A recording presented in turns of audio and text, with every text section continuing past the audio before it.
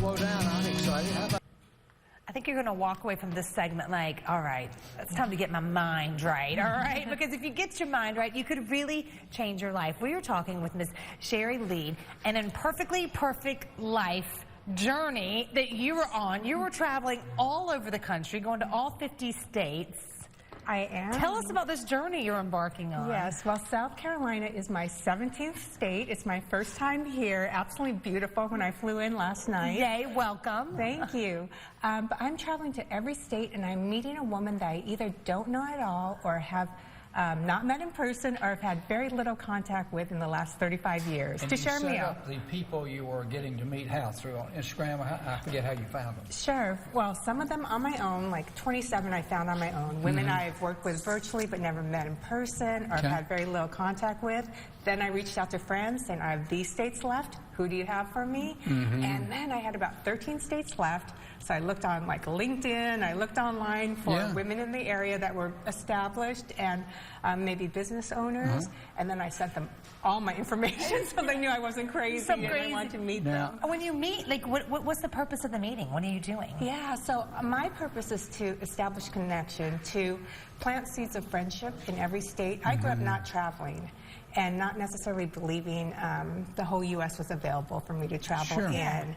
And so I'm changing that belief by going to these different states and the idea that we can find friendship with anyone if we focus on what connects us. Well, they're nice people everywhere, aren't they? Oh, absolutely. And that's where do we go online to know more about your itinerary? Okay, it's that big name, An Imperfectly Perfect Life, or my name, Sherry Lead. Sherry Lead. Spell your last name. L-E-I-D. Okay. What have been some of the takeaways that you have learned? Yeah, well, I've learned, one, how easy it is to connect with people when we do focus on the things that make us, you know, that we have in common. Yeah. And so in the beginning, it was things like in Albuquerque, where I kicked it off. This woman and I, we had this very significant health experience in 2017 that we didn't know about, and we connected on that.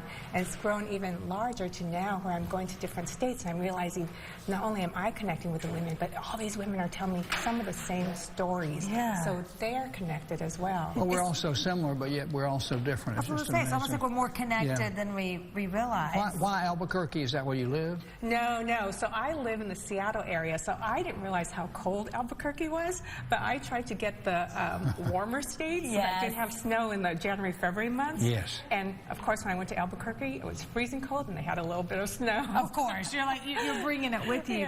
Now, your story too, from growing up. I mean, do you want to get into that for a second? Sure. Well, I'm adopted from Korea, but my parents who adopted me were born in the Seattle area, Japanese American, and they're a generation older than me, so they were interned during World War II. And this is part of the reason why I did not grow up traveling, because my parents didn't believe that they were welcome everywhere in the U.S. That's sad. And I didn't realize I had actually kind of adopted that belief without questioning it, and that's part of this, right? I want to change my belief and believe that I'm welcome everywhere, which I've been finding, actually. Yes. Things have changed. You also have such a good energy about you, just when you meet you, so that makes it even easier. Well, we're going to make her an honorary Southerner. She's so friendly. Yes. This is the second trip to the South, and I've enjoyed every moment of it. So glad. Do you know what grits are yet? I do know what grits are. Have I had them yet? No, but I will have to put that on my list. Yes, you can't. Some of us don't eat them. Yes, they got to be certain. As we go, is there a certain message you want to tell people? I think, you know, for instance, the Surgeon General just came out with this warning that, you know, our country is lonely.